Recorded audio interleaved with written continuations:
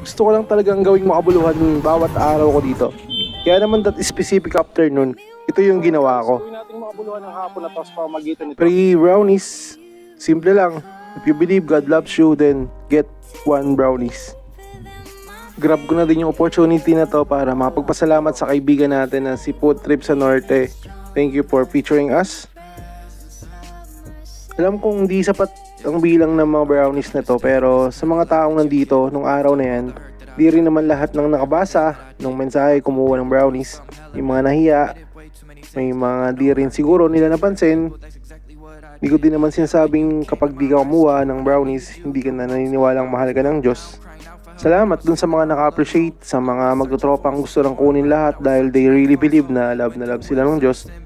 Kung ako naman yung tatanungin, I believe God loves me so much, because God gave His Son to die on the cross. Whoever believes in Him shall not perish but have eternal life.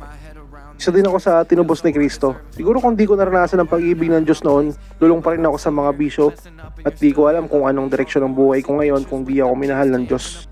Kung nandito ka ba nung araw na to, kukuha ka ng brownies o hindi? Can you share your thoughts sa comment section?